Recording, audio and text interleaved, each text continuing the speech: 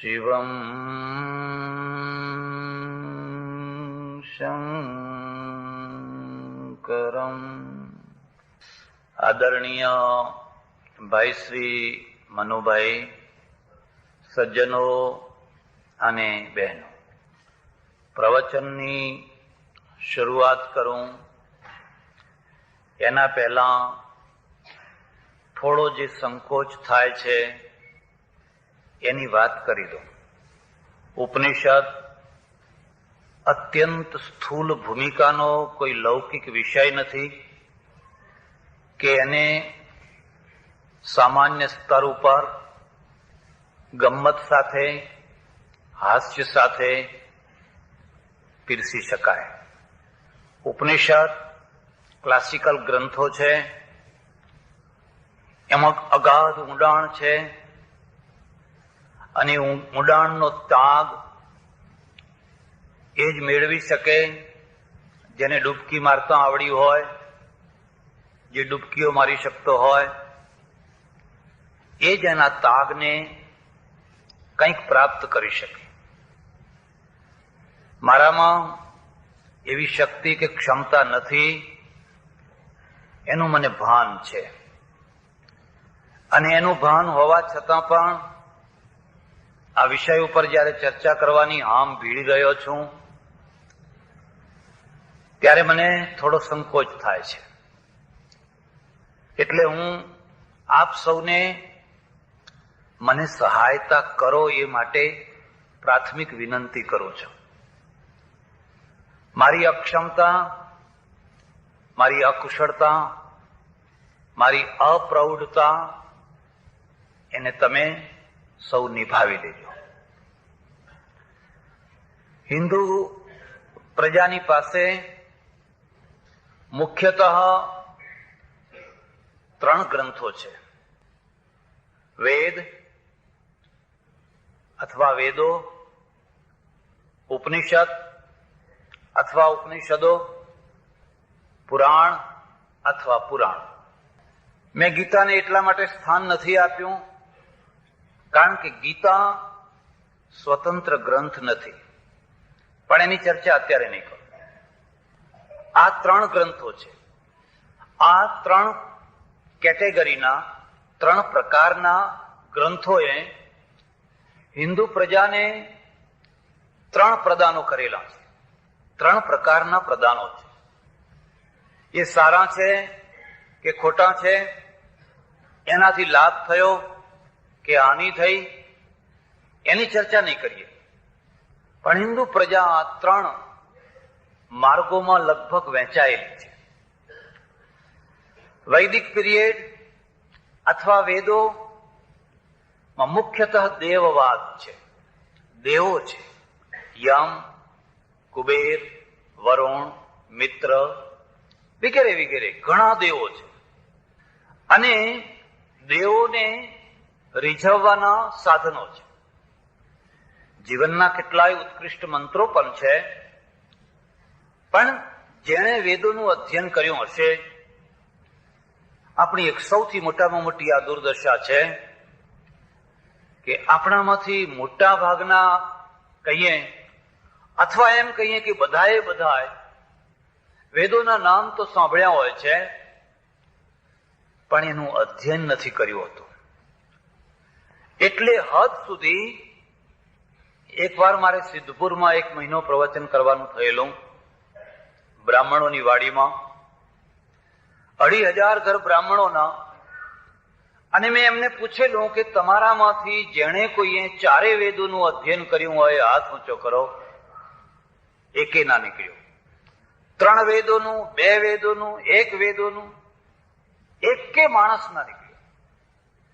છેવટે મેં એક બહુ સરળ વાત કરી દીધી, વેદોનું અધ્યયન ના કર્યું હોય તો કઈ નહીં, 4 વેદોના દર્શન કર્યા હોય એ હાથ ઊંચો કરો.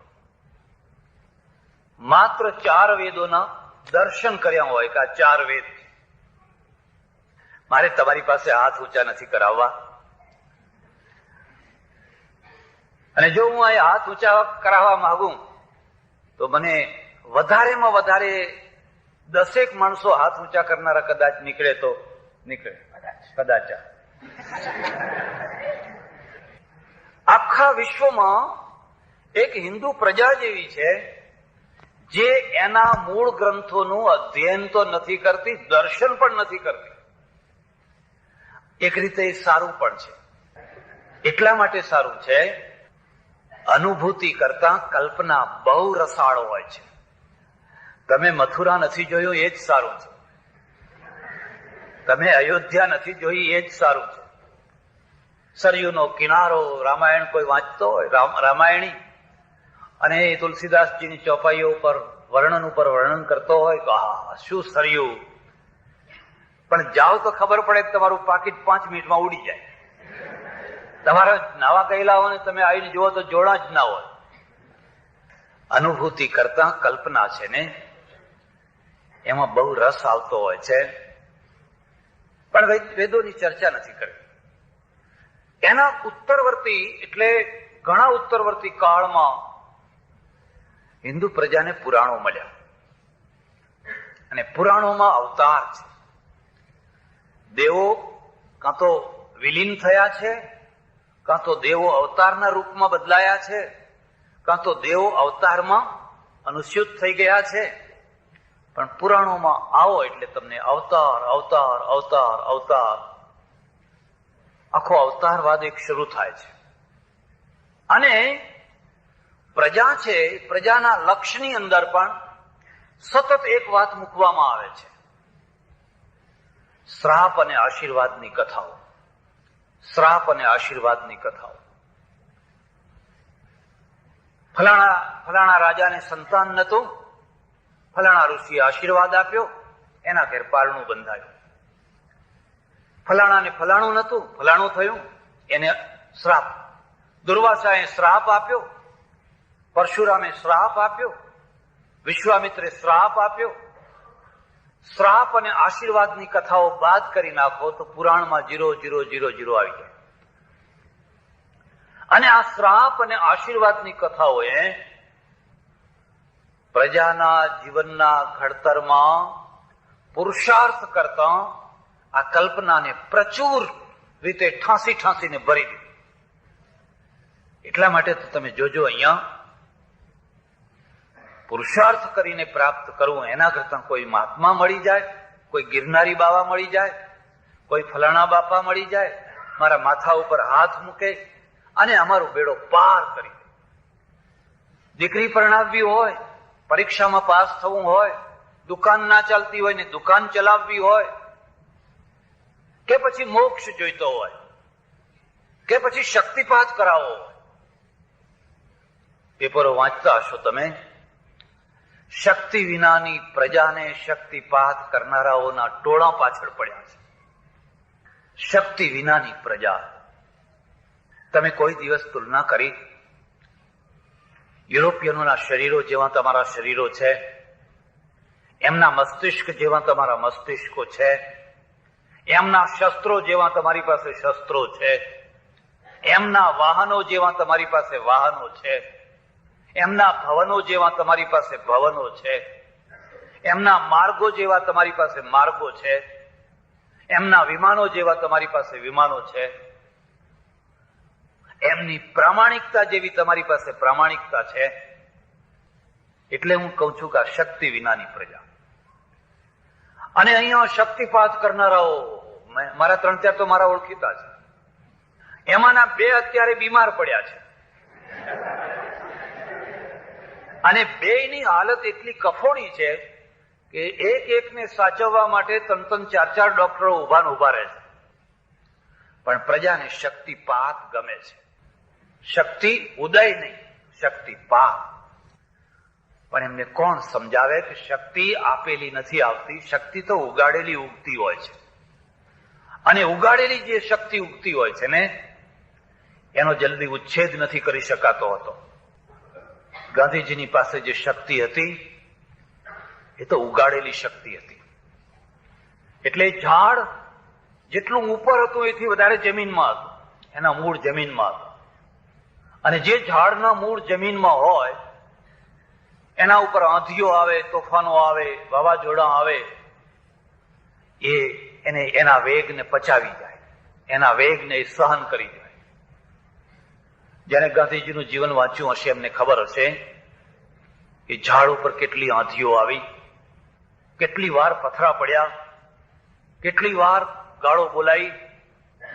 જયારે કરાંચીના સંમેલનમાં ગયા, બરાબર એ જ સમયે ભગતસિંહને ફાંસી આપવાની, આખો દેશ ભગતસિંહના પક્ષમાં. ભગતસિંહને ફાંસી ન મળવી જોઈએ. ગાંધીજીને લોકોએ કહ્યું તમે અંગ્રેજોને અપીલ કરો કે ભગતસિંહને ફાંસી ના આપો. ગાંધીજીએ કહેલું ફાંસી ના આપતા હોય તો મને આનંદ છે, પણ જેણે હિંસા કરી છે એના પક્ષમાં હું અપીલ નહીં કરું. અને લોકો ક્રુદ્ધ થઈ ગયા, લોકો છંછેડાઈ ગયા. એવા છંછેડાઈ ગયા કે જયારે ગાંધીજીનો ડબ્બો કરાંચીના સ્ટેશને પહોંચ્યો તો એટલો પથ્થરમારો કર્યો, ગાંધીજી બહાર નહીં નીકળી શકેલા. એ ડબ્બામાં બેસી દીધા અને ડબ્બામાં બેઠા બેઠા રેંટીઓ કંપતા. સ્થિત પ્રજ્ઞસ્ય કા ભાષા સમાધિસ્થસ્ય કેશવ સ્થિતધિ કિમ પ્રભાષેત કિમાસીત વ્રજેત કિમ. માણસના ખમીરને માપવાની જગ્યા છે પરાજયના દિવસો, ચડતીના દિવસો નહીં, ફેંકાઈ જવાના દિવસો, પછડાટના દિવસો, હારી જવાના દિવસો. બસ એ ટાઈમે એનું ખમીર મપાતું હોય છે. ચડતીના દિવસોમાં તો આખી દુનિયાને ચાનક ચડતું હોય છે, એમાં કોઈ મોટી વાત નથી હોતી. અને જેની પરાજય ન આવે ને એની કદી ચડતી હોય જ નહીં. કારણ કે જીવનનો માર્ગ જ છે ચડવું ઉતરવું, ચડવું ઉતરવું, ચડવું ઉતરવું, માર્ગ જ છે. બસ લોકોએ કહ્યું ગાંધીજી ફેંકાઈ ગયા. હવે ગાંધીજીને કોઈ પૂછશે નહીં, એના મૂળ ઘણા ઊંડા હતા. એટલે આંધી પાર થઈ ગઈ, લોકોનો જે આક્રોશ હતો એ સમી ગયો. ગાંધી પાછા હતા એના એ થઈ ગયા. કેટલીક વાર મૂળ વિનાના આવા ઝાડવાઓ શક્તિપાતના દ્વારા સ્ટેજ ઉપર આવી જતા હોય છે. અર્થ સમજાય છે? જેમને મૂળ જ નથી, ઉર્ધ્વ મૂળ મધશાખ, નહીં, મૂળ જ નથી ઉપર કે નથી નીચે, પણ એક ઊંચામાં ઊંચા મોટામાં મોટા સ્ટેજ ઉપર આવી જતા હોય છે. અને એ ઉભા હોય છે તો તાણિયાથી ઉભા હોય છે, મૂળથી નહીં. તાણિયાનો અર્થ સમજ્યા તમે? તાણિયાથી ઉભા હોય છે. એક પૈસાનો તાણિયો હોય, એક બીજો તાણિયો હોય, એક ત્રીજો તાણિયો હોય, પૈસાથી ઉભા હોય. એક નાની સરખી આંધી આવે ગબડી પડે બિલકુલ. એમને પછી દૂરબીન લઈને જોવા નીકળો તો દેખાય નહીં ક્યાં ગયું આ મોટું ઝાડ, હમણાં તો એ ક્યાં ગયું, કઈ જગ્યાએ ઉભું હતું, ક્યાં હતું. કારણ કે એ તો મૂળ વિનાનું ઝાડ હતું, તાણિયાના દ્વારા ઉભેલું હતું. અને ભારતની પ્રજાને આ તાણિયાનું ઝાડ થવું બહુ ગમે છે. મૂળ નાખીને ઝાડ થવાનું બહુ ઓછા લોકોને ગમે છે. એટલે શક્તિપાત કરીને લોકોને શક્તિ આપે કોઈ, મને મારા માથા ઉપર હાથ મૂકે અને હું શક્તિશાળી બની જાઉં, લોકો એવા નીકળે. મને ઘણી વાર ઈચ્છા થાય કે આપણા દેશમાં આવા પ્રસિદ્ધ જે શક્તિપાત કરનારા લોકો છે એમની પાસે શક્તિપાત કરાવીને ઓલિમ્પિકના ખેલાડીઓને હવે મોકલવાના. અને જો હારીને પાછા આવે તો પેલા હારેલા ખેલાડીઓને નહીં દંડ દેવાનો, આ શક્તિપાત કરનારાઓને દંડ દેવાનો. પુરાણોએ સતત શ્રાપ અને આશીર્વાદની કથાઓ સંભળાવી, નિરંતર એમાં પુરુષાર્થ નહીં. કોઈના શ્રાપથી ચમકો અને કોઈના શ્રાપથી બરબાદ થો અને કોઈના શ્રાપથી ચમકો. તમારો પુરુષાર્થ ક્યાં, તમારું આયોજન ક્યાં, તમારી બુદ્ધિ ક્યાં, તમારી પોતાની શક્તિ ક્યાં, એ ન્યૂનતા છે. પ્રજાનું પતન એમને એમ નથી થતું હતું, એકાદ વ્યક્તિના દ્વારા નથી થતું હતું. પ્રજાનું પતન તો સાહિત્યના દ્વારા થતું હોય છે. અને એક ધારું સાહિત્ય પ્રજાના મગજમાં સતત ઠૂંસીને ભર્યા કરો એટલે પ્રજા આપોઆપ નિર્માલ્ય થઈ જશે. ત્યારે વચ્ચે ઉપનિષદ છે. ઉપનિષદમાં તમે જોશો એમાં દેવોની વધારે પડતી કોઈ ઉપાસના જોવા નહીં મળે. સૂર્ય, ચંદ્ર, યમ, કુબેર, વરુણ, પ્રજાપતિ, ફલાણો એવો જે દેવવાદ કહેવાય, દેવવાદની ખાસ વાતો નહીં મળે. ત્રુટક કોઈ એક જગ્યાએ થોડીક આવે એ વાત જુદી છે. એમાં અવતારોની વાતો નહીં આવે. અવતાર લેશે ભગવાન, અવતાર લઈને ઉદ્ધાર કરશે, એવી વાતો નહીં આવે. ત્યારે ઉપનિષદ શું છે, ઉપનિષદમાં શું આવે છે, થોડીક પૃષ્ઠભૂમિ કહીશ. થોડુંક બેકગ્રાઉન્ડ જરૂરી છે. મારી દૃષ્ટિએ વેદો, ઉપનિષદો શાસ્ત્ર ગ્રંથો નથી. ચમકશો નહીં, શાસ્ત્ર ગ્રંથો નથી. શાસ્ત્ર પછી થયા. તુલસીદાસે રામાયણ રચ્યું ત્યારે એ શાસ્ત્ર નહોતું. વાલ્મીકીએ રામાયણ રચ્યું ત્યારે એ શાસ્ત્ર નહોતું, એ તો મહાકાવ્ય હતું. તુલસી રામાયણ પણ મહાકાવ્ય હતું. પછી લોકો એને શાસ્ત્ર બનાવતા હોય છે. અને જ્યારે કોઈ ગ્રંથ શાસ્ત્રનું રૂપ ધારણ કરે પછી એ પ્રજાનું ઘડતર કરવાની જે ક્ષમતા છે ને, એ ક્ષમતાને એકાંગી બનાવી દેતું હોય છે. એ ક્ષમતાને એકાંગી બનાવી દેતું હોય છે. જ્યાં સુધી એ શાસ્ત્ર નથી હોતું ત્યાં સુધી એ જેટલું માર્ગદર્શન કરી શકતું હોય છે, શાસ્ત્ર બન્યા પછી એ માર્ગદર્શન કરવાની જગ્યાએ વાદ વિવાદનું કેન્દ્ર બની જતું હોય છે. પક્ષાપક્ષીનું એ કેન્દ્ર બની જતું હોય છે. અને જ્યાં પક્ષાપક્ષીનું એ કેન્દ્ર બને પછી એમાંથી પ્રેરણા મેળવવા કરતા એમાંથી પક્ષ મેળવવાની પ્રવૃત્તિ થતી હોય છે. પક્ષ મેળવીને તમે વિજય મેળવી શકો, પ્રેરણા ના મેળવી શકો. એટલે મારી દ્રષ્ટિએ ઉપનિષદ છે, એ ઉપનિષદો અત્યારે શાસ્ત્ર છે, પછી એ શાસ્ત્ર થયા. પણ જ્યારે એ રચાયા હશે ત્યારે એ સહજ વાણી હતી. નરસિંહની કવિતા હોય કે કબીરના દોહરા હોય કે મીરાબાઈના પદ હોય, એ જ્યારે રચાયા ત્યારે કેમ રચાયા એ પ્રશ્ન જ નથી. એ તો શ્વાસ ઉચ્છ્વાસ છે. કવિ કવિતા કેમ કરે છે એ કરતો નથી, કવિતા થાય છે. અને કરેલી કવિતાઓ મરી જતી હોય છે. કોઈને રાજી કરવા, કોઈની પાસેથી દાન મેળવવા, કોઈની પાસેથી પૈસો મેળવવા, જે કરેલી કવિતાઓ હોય છે ને, એ તો મરી જતી હોય છે. પણ જે થયેલી કવિતાઓ છે, સ્વયં સ્ફૂર્ત, માણસ બેઠો છે, એના અંદર એક પ્રવાહ નીકળે છે, એક પ્રવાહ ચાલે છે. અને એ પ્રવાહને જયારે જગ્યા મળે છે, કોઈ વાર એ કાગળ ઉપર ઉતરી જાય છે. અત્યાર સુધી એવી કેટલીય કવિતાઓ છે જે કાગળ ઉપર ઉતરી નથી શકી અને લુપ્ત થઈ ગઈ. પણ કોઈ કવિતાઓ કાગળ ઉપર ઉતરી જતી હોય છે. એનું મૂલ્ય તો પાછળથી થતું હોય છે, પાછળથી એની કિંમત થતી હોય છે. એમ ઉપનિષદો એક નિશ્ચિત પ્રજાને સામે રાખીને, નિશ્ચિત પ્રજાનું લક્ષ્ય કરીને એમને નિશ્ચિત ઘરેડમાં ઢાળવા માટે રચાયેલા ગ્રંથો નથી. પણ એ સ્વયં સ્ફૂર્ત, જેને આપણે ઋષિ કહીએ, જેને આપણે મુનિ કહીએ, જેને જ્ઞાની કહીએ, જેને સંત કહીએ, જેનું જે નામ પ્રજ્ઞાવાળા પ્રાજ્ઞ કહીએ, એવા પુરુષોની અંદરથી નીકળેલી એ વાણી છે. અને એ વાણી તમારામાંથી કદાચ ઘણાને ખબર નહીં હોય, એક જ વ્યક્તિની નથી, એક જ સમયની નથી, એક જ સ્થળની નથી. મારી સમજણ પ્રમાણે છાંદોગ્ય અને બૃહદારણ્યક જે ઉપનિષદોમાં સૌથી વધારે જૂના છે, પ્રાચીન છે, ત્યારથી જો શરૂઆત કરીએ તો ઉપનિષદનો કાળનો પીરિયડ છે લગભગ 2000-2500 વર્ષનો પીરિયડ છે.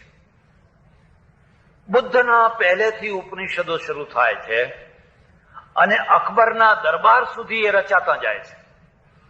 તમને કોઈને ખ્યાલ હોય કે ના હોય, એક ઉપનિષદનું નામ છે અલ્લો ઉપનિષદ, અલ્લાહ ઉપનિષદ. એક પાટીદાર ઉપનિષદે છે, ખબર છે? પાટીદાર ઉપનિષદ એક લાંબો વ્યાપ છે. એટલે એનો કાળ એક નિશ્ચિત કાળમાં એ રચાયેલા ગ્રંથ નથી, એક જ વ્યક્તિના રચાયેલા ગ્રંથ નથી. સૌથી વધારેમાં વધારે મુસીબત તો એ છે, માનો કે ઈશાવાસ્ય ઉપનિષદ કોણે રચ્યું છે ખબર જ નથી. પછી અમે કંઈક બંધ બેસતું ગોઠવી દઈએ એ વાત જુદી છે, પણ આ બૃહદારણ્ય કોણે રચ્યું છે ખબર જ નથી. કારણ કે રચનાર જે છે ને એને કદી પણ પોતાની જાતને પ્રગટ કરવાની વાસના જ નથી, ઈચ્છા જ નથી. એ પોતે ગુપ્ત છે, એ પોતે લુપ્ત છે, માત્ર એની વાણી આગળ આવી છે. એવી ઘણી કૃતિઓ આજે પણ છે કે જે કૃતિઓ આપણને મળે છે પણ એનો કર્તા કોણ છે એની ખબર નથી હોતી. અને ઉપનિષદ કોઈ એક નિશ્ચિત જગ્યાએ, એક જ જગ્યાએ રચાયેલા નથી. એ કાશ્મીરમાં રચાયા હોય, અફઘાનિસ્તાનમાં રચાયા હોય, પંજાબમાં રચાયા હોય અને ઠેઠ સૌરાષ્ટ્રમાં પણ રચાયા હોય. ખાસ કરીને એક સૌથી મૂંઝવણવાળી વસ્તુ છે ઐતિહાસિક દ્રષ્ટિએ, એ હિન્દુ પ્રજાના સમયે છે. તમારી પાસે વારંવાર એના એ ઋષિઓના પાત્રો આવે છે. મેં 167 ઋષિઓ નોંધ્યા છે, 167. આ 167 ઋષિઓ તમે ધ્યાનમાં રાખો તો શિવ પુરાણ વાંચો, પદ્મ પુરાણ વાંચો, ભાગવત પુરાણ વાંચો કે સત્યનારાયણની કથા વાંચો, ફરી ફરીને એ જ ઋષિઓ બધે ફર્યા કરે છે. વિશ્વામિત્ર દરેક જગ્યાએ હોય, દુર્વાસા વિના કામ ચાલે નહીં. વશિષ્ઠ હોય, યાજ્ઞવલ્ક હોય, દત્તાત્રેય હોય, આ બધા પાત્રો એનો એ જ બધે ફર્યા કરે છે. જો ઐતિહાસિક દ્રષ્ટિ માણસની ઉઘાડવામાં આવે તો તરત જ એમાંથી ખ્યાલ આવી જાય. એક સામાન્ય જ વાત હું તમને કરું, રામાયણ અને મહાભારત આ બંનેના વચ્ચે ધાર્મિક દ્રષ્ટિએ લાખો વર્ષનું અંતર છે, ઐતિહાસિક દ્રષ્ટિએ નહીં, ધાર્મિક દ્રષ્ટિએ. એક દ્વાપરની ઘટના છે, બીજી ત્રેતાની ઘટના છે, અને બે યુગોના વચ્ચે લાખો વર્ષ વીતી જાય છે. અને આટલું જાણ્યા પછી તમે જોશો કે પરશુરામ રામાયણમાં છે, પરશુરામ મહાભારતમાં છે, વિશ્વામિત્ર રામાયણમાં છે, વિશ્વામિત્ર મહાભારતમાં છે, દુર્વાસા મહાભારતમાં છે, દુર્વાસા મહાભારત રામાયણમાં છે. એ જ પાત્રો ધાર્મિક રીતે સમાધાન કરવું બહુ સરળ છે. ઋષિઓ તો અમર હતા બધા, એ તો હજારો વર્ષ, લાખો વર્ષ જીવતા હતા, પણ કોઈ વૈજ્ઞાનિક, કોઈ સંશોધનકાર, કોઈ જિજ્ઞાસુ માણસનું આમાં સમાધાન ના થઈ શકે. એટલે સુધી કે જ્યારે યુધિષ્ઠિરે ચારે ભાઈઓને 4 દિશાઓનો દિગ્વિજય કરવા માટે મોકલ્યા, તો દક્ષિણ દિશામાં જે દિગ્વિજય કરવા ભાઈ ગયો એ વિભીષણના સાથે યુદ્ધ કરીને આવ્યો. હવે તમે કલ્પના કરી કે વિભીષણ જીવ્યો કેટલું. દ્વાપરના રામ, દ્વાપરનો રાવણ અને અહીં ત્રેતા યુગના યુધિષ્ઠિરનો ભાઈ દક્ષિણ વિજય કરવા જાય છે અને વિભીષણ સાથે લડે છે. અને વિભીષણના સાથે મેળ કરીને પછી આવે છે. હનુમાન બંનેમાં છે, રામાયણમાં હનુમાન છે અને મહાભારતમાં પણ હનુમાન છે. આ બધું એટલા માટે હું તમને કહું છું કે ગ્રંથોની સામે ધાર્મિક દૃષ્ટિનો વિકાસ અલગ વસ્તુ છે, ઐતિહાસિક દૃષ્ટિનો વિકાસ અલગ વસ્તુ છે. ઐતિહાસિક દૃષ્ટિમાં તત્વ છે, ધાર્મિક દૃષ્ટિમાં કલ્પના છે અથવા કલ્પના પ્રચુર ભાવના છે. પણ તત્વ તો ઐતિહાસિક દૃષ્ટિમાં છે. એટલે ઉપનિષદ છે એ કોઈ એક કાળમાં, એક જગ્યાએ, કોઈ એક વ્યક્તિના દ્વારા લખાયેલો ગ્રંથ નથી. અને નથી એ એક રીતે સારું છે, કારણ કે એક વ્યક્તિ જયારે કંઈક લખે ને એમાં એટલી વિવિધતા ના આવે જેટલી હજારો વ્યક્તિઓની કૃતિમાં વિવિધતા આવે. એકનો એક લેખક, એકનો એક કલાકાર, એકનો એક સંગીતકાર ગમે તો પણ એની મૂળ કરોડરજ્જુ છે એ તો વચ્ચે આવ્યા જ કરશે. એની જે મૂળ કરોડરજ્જુ છે એની આસપાસ જ થોડીક નવીનતા લાવશે. કરોડરજ્જુને એ નહીં બદલી શકે. તમારામાંથી જેને ખબર હશે, સંગીતકારોના સંગીત સાંભળજો અને લાંબા ટાઈમ સાંભળ્યા પછી તમે ખબર ના હોય પણ એ સંગીત તમે કહી શકો કે આ કયા આ સંગીતકાર કોણ છે, કારણ કે તમને જ્ઞાન આવી ગયું છે. પછી તો એ થોડાક સ્વરો આગો પાછા કરશે. પણ જ્યાં ઘણા લેખકો, ઘણા ચિંતકો, ઘણા વિચારકો જે વાત પીરસતા હોય છે એમાં વિવિધતા હોય છે. એટલે ઉપનિષદ છે એમાં વિવિધતા છે, એમાં વિવિધતા છે. અને વિવિધતાને એટલી સરસ રીતે એમાં પચાવવામાં આવી છે કે વિવિધતાના શિંગડા લડતા નથી. વિચારોનું સામંજસ્ય, વિચારોનું મિશ્રણ, વિચારોની સહિષ્ણુતા જોવી હોય તો ઉપનિષદો વાંચો. એમાં એટલી બધી જુદી જુદી વૈચારિક ભૂમિકાઓ છે અને છતાંય બધું સાથે રાખેલું છે. અને સાથે એ વાત જુદી છે કે ઉત્તરવર્તી કાળમાં આ ઉપનિષદોમાંથી એક જ વાત સિદ્ધ કરવાનો આચાર્યો છે. માનો કે શંકરાચાર્ય છે, માનો કે રામાચાર્ય છે, મધ્વાચાર્ય છે, નિમ્બાર્ક છે, વલ્લભ. એ ઉત્તરવર્તી જે આચાર્યો એમણે નિશ્ચિત રીતે કહ્યું ઉપનિષદોમાં આ જ છે. એમણે પછી ઉપનિષદો સાથે બળજબરી કરી છે, બળજબરી કરી છે. એ મારે બધા ખેંચી લેવાનું અને એ વાક્યોને વારંવાર આગળ મૂકીને એમ કહેવાનું ઉપનિષદમાં અદ્વૈત જ છે. ત્યારે આ દ્વૈતના દ્વા સપર્ણા સયુજા સખાયા સમાનમ વૃક્ષમ પરિશસ્વ જાતે, આવા જે દ્વૈતના મંત્રો છે એ શું? એ અજ્ઞાનીઓ માટે છે. એ નીચી ભૂમિકા વાળા હોય, જેમની ભૂમિકા ઊંચી ના થઈ હોય એમના માટે છે. એક જ દાખલો હું તમને આપું. ઈશાવાસ્ય ઉપનિષદ છે અને ઈશાવાસ્ય ઉપનિષદનો બહુ પ્રસિદ્ધ મંત્ર છે કુર્વન નેવેહ કર્માણી જીજી વિષેદ શતમ સમાહ એવમ ત્વયી નાન્યથેતોસ્તિ ન કર્મ લિપ્યતે નરે. બહુ પ્રસિદ્ધ મંત્ર છે. એનો અર્થ નહીં કરું, છતાં થોડોક કહી દઉં. કર્મ કરતા કરતા તું 100 વર્ષ જીવવાની ઈચ્છા રાખ. કુર્વન નેવેહ કર્માણી જીજી વિષે શતમ સમાહ, 100 વર્ષ સુધી તું જીવ. એવમ ત્વયી નાન્યથેતોસ્તિ ન કર્મ લિપ્યતે નરે. બસ એવમ પેલું ઈશાવાસ્ય મેં જે ઉપર કહ્યું એ પ્રમાણે જો તું જીવીશ તો તને કર્મ લેપાયમાન નહીં કરે. બહુ પ્રસિદ્ધ મંત્ર છે. ભગવદ્ ગીતાના અનાસક્તિ યોગનું આ મૂળ છે. ભગવદ્ ગીતાનો આખો કર્મ યોગ આ કુર્વન નેવેહ કર્માણી માંથી નીકળેલો છે. કર્મ કરતા કરતા તું 100 વર્ષનું જીવન જીવજે. તારા હાથમાં દાતરડું હોય, તારા હાથમાં હળ હોય, તારા હાથમાં કોઈ કાર્ય હોય ને કાર્ય કરતા કરતા તારું મૃત્યુ થાય.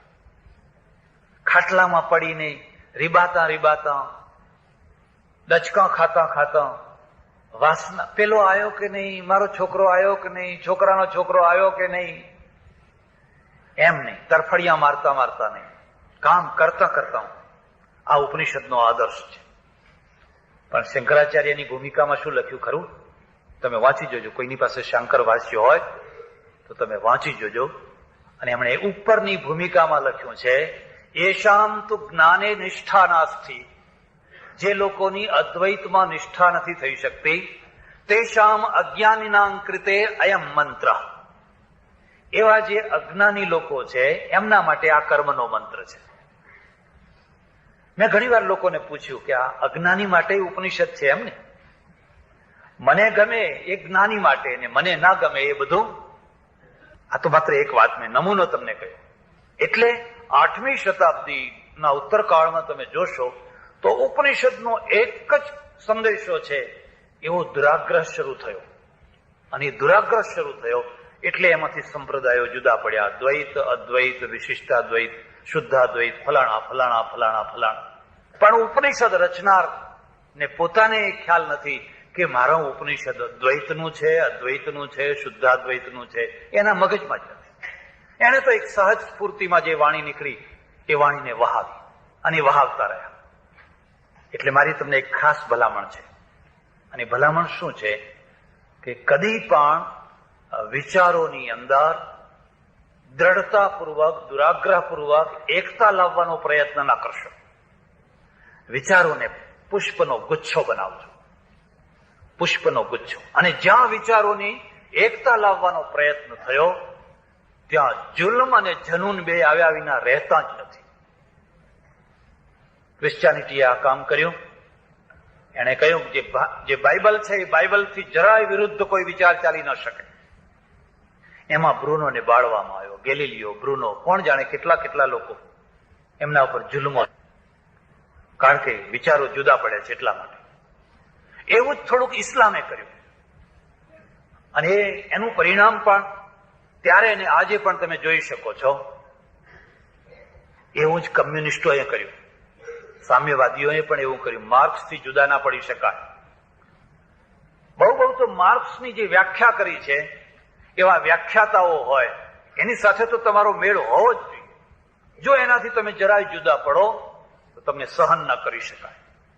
અને સહન ન કરનારો વર્ગ જયારે શક્તિશાળી બની જતો હોય છે ને, ત્યારે એમાંથી જુલ્મો શરૂ થતા હોય છે. ધાર્મિક જુલ્મો, રાજનૈતિક જુલ્મો, એમાંથી અત્યાચારો થતા હોય છે. એટલે ઉપનિષદો પાસેથી જો પ્રદાન, પ્રેરણા ગ્રહણ કરવી હોય તો એ પ્રેરણા છે કે એમાં ઘણા વિચારો છે, ઘણી પ્રકારના વિચારો છે, એ બધા એક સાથે રહી શક્યા છે. માત્ર જરૂરત છે એને ગોઠવવાની, એને જરૂરત છે એને ગોઠવવાની. તમારા ઘરમાં ઘણા વાસણો છે, ઘણા કપડાં છે, ઘણી વસ્તુઓ છે. એ ઘરને બેડોળ નહીં બનાવે.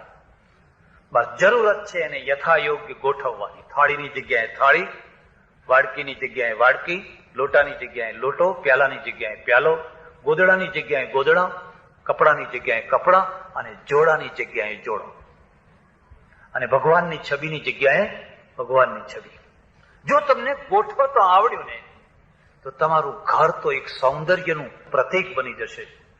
પણ જો તમે ઉલટું કરી નાખ્યું, ગોઠવતા ના આવડ્યું, ભગવાનની જગ્યાએ જોડા મૂકી દેશો અને જોડાની જગ્યાએ, તો એનું એ ઘર એ તો ટીકાનું પાત્ર થઈ જશે. એક બીજી વાત, ઉપનિષદ છે ને એમાં આટલી બધી મહિમા કેમ એની ગાવાની ઈચ્છા થાય છે?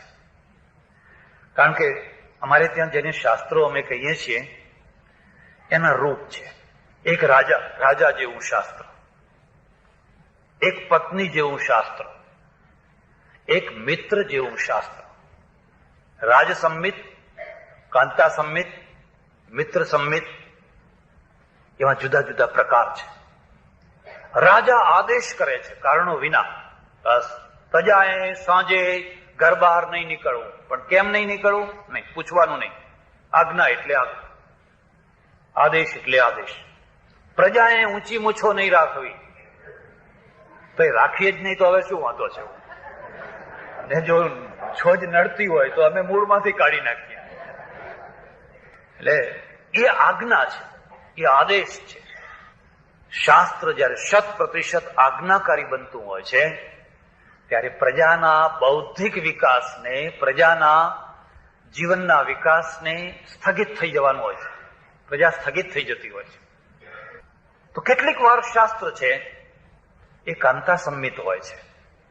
પત્ની છે એ પત્ની પતિને હુકમ નથી કરતી, આદેશ નથી કરતી, પણ પતિને એની ઈચ્છા પૂરી કરવાનો ઉમળકો જાગે એવી માત્ર ભૂમિકા તૈયાર કરે છે. એ કહેતી નથી કે મારા માટે તમે ત્યાંથી સફરજન લઈ આવજો, મારા માટે પેંડા લઈ આવજો, એવું એ કહેતી નથી. પણ જયારે જાય છે ત્યારે એવી એક ભૂમિકા તૈયાર કરે છે કે પેલો હોંશે હોંશે પડીકો લઈને આવે છે, રાજી થઈને લાયો. એ કાંતા સંવિત છે. ત્યારે ઉપનિષદો છે ને એમાં મોટો ભાગ મિત્ર સંમિત છે. અને મિત્ર સંમિત એટલે મિત્રને માત્ર સલાહ આપવાની હોય, માત્ર પ્રેરણા આપવાની હોય. પત્નીની માફક કોઈ ભૂમિકા નહીં કરવાની, રાજાની માફક આજ્ઞા નહીં કરવાની. પણ જ્યારે વાત કરવાની યોગ્ય તક મળે ત્યારે આ બીજી વાત યાદ રાખી દેજો. તમારી વાતની કિંમત તકને આધીન છે. તમારી વાત ₹1,00,000 છે, પણ તક કોડીની છે, વાત કોડીની થઈ જશે. પણ તક એ વાત ₹1,00,000 છે. હવે તક પણ ₹1,00,000 કરો. ₹1,00,000 તક આવે ત્યારે એ વાત કરો, તમારી વાત ₹1,00,000 બરાબર છે. એટલે અમે એમ માનીએ છીએ, એક શાસ્ત્રજ્ઞ હોય, એક દેશજ્ઞ હોય, એક કાલજ્ઞ હોય, એક યુગજ્ઞ હોય. જો એ શાસ્ત્રજ્ઞ કાળને ન સમજતો હોય, યુગને ન સમજતો હોય, દેશને ન સમજતો હોય, તો એ ચારે વેદ અને ષડશાસ્ત્રો એને મોઢે હોય તો પણ એ વેદીઓ છે. એ માત્ર વેદીઓ છે. કારણ કે એને દેશનું જ્ઞાન નથી, કાળનું જ્ઞાન નથી, યુગનું જ્ઞાન નથી. એટલે ઉપનિષદ છે એ તો મિત્ર જેવા છે. મિત્ર જેમ તક જોઈને તમને વાત કરે છે. એક માણસ બીડી પીવે છે, એનો મિત્ર એને ઈચ્છે છે કે આ બીડી છોડે તો સારી વાત છે, પણ વગર તકે વાત કરશો તો નહીં, તમારી વાત કોડીની થઈ જશે. પણ એક સમયે ધીરજ રાખતા રાખતા રાખતા એક ટાઈમ એવો આવે છે ત્યારે ક્ષણ ઊભી થાય છે, ચોઘડિયું જેને કહેવાય. એક ચોઘડિયું ઊભું થાય છે. બરાબર એ ટાઈમે તપેલા લોખંડ ઉપર ઘડ મારો, એ જે આકાર આપવો છે એ આપી જશે. એટલે ઉપનિષદ છે એ મિત્ર સંમિત ગ્રંથો છે. એ તમને પ્રેરણા આપે છે, તમને સલાહ આપે છે. અને પ્રેરણા આપનાર ને સલાહ આપનાર, આજ્ઞા આપનાર કરતા એની ભૂમિકા બહુ ઊંચી હોય છે. એક તો એનો દુરાગ્રહ નથી હોતો. આવું કરવું જ જોઈએ, કરવું જ પડશે એવું નહીં. મેં તમને કહ્યું, તમને ઠીક લાગે, ના લાગે તો કઈ. તમે કદાચ નહીં કરો તો પણ હું તમારા સાથે સંબંધ નહીં તોડું, તો પણ હું તમારા સાથે ઘૃણા નહીં કરું, તો પણ હું તમારી પાછળ નિંદા નહીં કરું. મેં તો કહ્યું, આનું નામ નિષ્પ્રિયતા છે. ઉપદેશની પણ એક નિષ્પ્રિયતા હોય છે, કોઈને સુધારવાની પણ એક નિષ્પ્રિયતા હોય છે. તમે કોઈ માણસનું મગજ ખા ખા ખા ખા કરો, એને talk talk talk talk talk talk talk કરો, એ તમારો દુશ્મન થઈ જશે, એ તમારો શત્રુ થઈ જશે. ને પછી એ તમારો વિદ્રોહ કરશે. તમે વાત સારી કરી છે પણ દુરાગ્રહથી કરી છે, અને દુરાગ્રહથી કરી છે એટલે વાત એની કિંમત ઘટી ગઈ છે. નિષ્પ્રિય થઈને વાત કરો. ઉપનિષદોમાં આ ખાસિયત છે. એક બીજી વાત યાદ રાખજો, ઉપનિષદો છે એ ચિંતન ગ્રંથો છે, માત્ર આચાર ગ્રંથો નથી. આચાર ગ્રંથો રચવા કઠિન નથી, આચરવા કઠિન છે. અને આચરવું, રચવું એ બે ના કરતા ચિંતન છે ને એ મસ્તિષ્કનું ઘડતર કરે છે. બહુ અઘરી વાત છે. પ્રજામાં બધા માણસો ચિંતકો નથી હોતા, બધા માણસો ચિંતક ના થઈ શકે. એટલે આપણા ત્યાં ચિંતક શબ્દ માટે ખાસ શબ્દ વપરાયો છે, ઋષિ. પણ આપણે એનો અર્થ પૂરેપૂરો સમજી ન શક્યા. ઋષિ એટલે વલકલ પહેરે, જટાઓ બાંધે, હાથમાં તુંબડું હોય, એટલે ઋષિ. ઋષ ધાતુ ગતિ અર્થમાં છે. રિષતિ, ગચ્છતિ, જે સતત ગતિ કરે.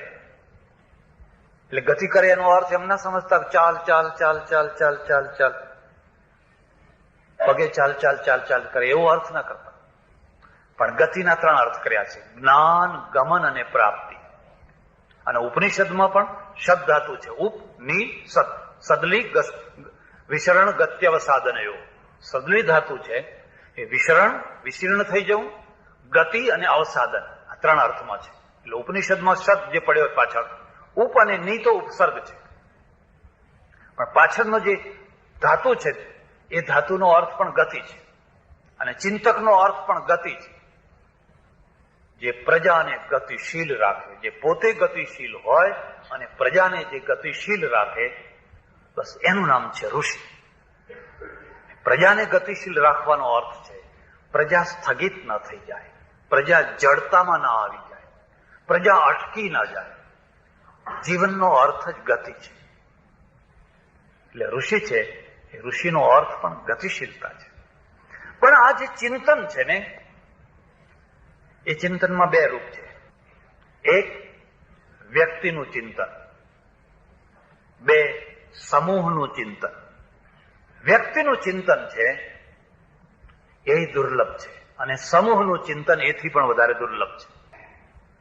ઉપનિષદમાં તમને આ બે ચિંતન જોવા મળશે. કોઈ કોઈ જગ્યાએ તમને કોઈ એક વ્યક્તિનું ચિંતન મળશે, ત્યારે કોઈ કોઈ જગ્યાએ ઘણા ઋષિઓ ભેગા મળીને ચિંતન કરતા જોવા મળશે.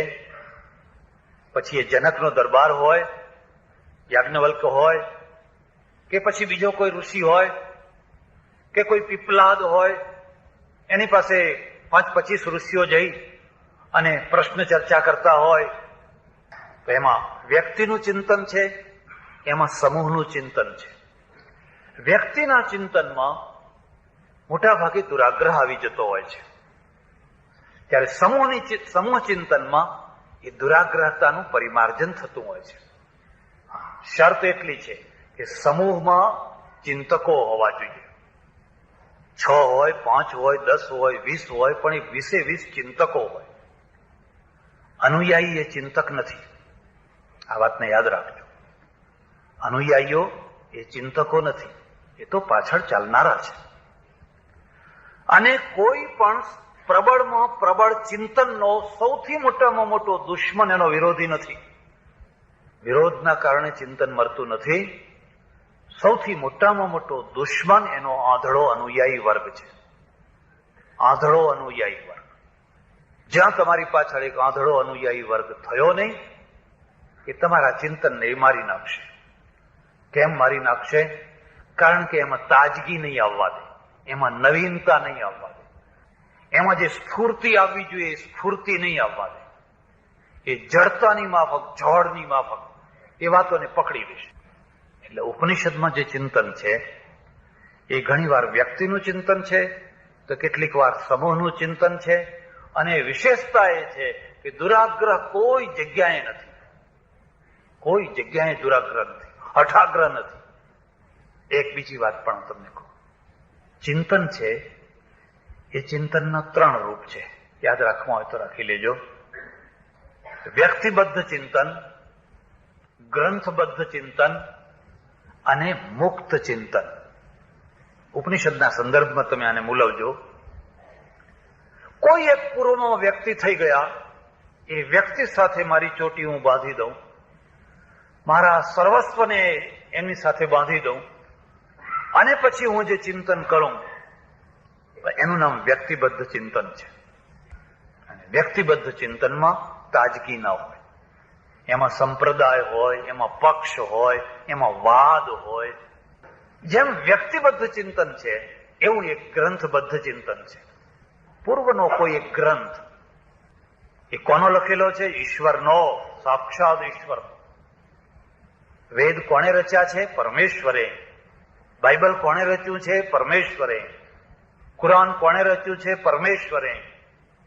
પરમેશ્વરનું દુનિયાનો એવો કોઈ રોગ નથી કે જે આ 333 દવાઓમાં ના આવી જતો હોય, અને એવું કોઈ જ્ઞાન નથી વૈદકનું જે ભગવાન સુશ્રુતે બાકી રાખ્યું હોય. આવી બધી વાતો કરી. પછી મારો વારો આવ્યો. મેં એમને કહ્યું, સુશ્રુતને હું માનું છું, ચરકને માનું છું, બધાને માનું છું, પણ ભલા થાવ, કોઈ માણસને ભગવાન ન બનાવો. કોઈ માણસને તમે ભગવાન બનાવશો, ભગવાન માનશો, પછી તમે એની ભૂલ નહીં કાઢી શકો, પછી તમે એમાં ઉમેરો નહીં કરી શકો. અને જ્યાં તમે ભૂલ નહીં કાઢી શકો ને ઉમેરો નહીં કરી શકો, એટલે તમે ભગવાનના વારસાનો નાશ કરી નાખશો. હું ઈચ્છું કે મારા પછી જો મારો કોઈ શિષ્ય હોય તો એ મારી ભૂલો કાઢે, અને ભૂલો કાઢે તો મારા આત્માને શાંતિ મળે કે મેં એક ચેતના પાછળ મૂકી છે. પણ એ ભૂલો કાઢનારો ના હોય ને અમારા ગુરુ પૂર્ણ હતા, અમારા ગુરુ પૂર્ણ હતા, અને મારી પૂર્ણતાને સિદ્ધ કરવા માટે આખી એના મસ્તિષ્કનો ઉપયોગ કર્યા કરે, ત્યારે હું નિશાસા નાખ્યા કરું કે મેં એક કુપાત્રને શિષ્ય બનાવ્યો. ભારતનું પતન કેમ થયું, ખાસ કરીને બૌદ્ધિક વૈજ્ઞાનિક ક્ષેત્રમાં કેમ એ ઊણો ઉતર્યો? કારણ કે આપણે પ્રત્યેક મહાપુરુષને ભગવાન બનાવી દીધો. અને પ્રત્યેક મહાપુરુષને જ્યારે તમે ભગવાન બનાવી દો છો, એનું પરિણામ એ આવે છે કે પછી તમે એની ભૂલ નથી કાઢી શકતા. ભગવાનની ભૂલ ના કરાય, ભગવાનમાં ઉમેરો ના કરાય. અને મારા એક ઓળખીતા મુનિ હતા, દેવ થઈ ગયા. વૈજ્ઞાનિકોના સામે એટલા બાટકેલા, એવા જબરજસ્તી બાયો ચડાવેલી એમણે કે આ પૃથ્વી તો રકાબી જેવી છે, ગોળ દડો છે જ નહીં. એના વચ્ચોવચ્ચ સુમેરુ પર્વત છે અને સૂર્ય ચારે તરફ ફરે છે, પૃથ્વી નથી ફરતી. બહુ જબરજસ્ત એમને મંડાણ માંડેલું. મેં એકવાર એમને પૂછ્યું, તમે આ બધું શા માટે કરો છો?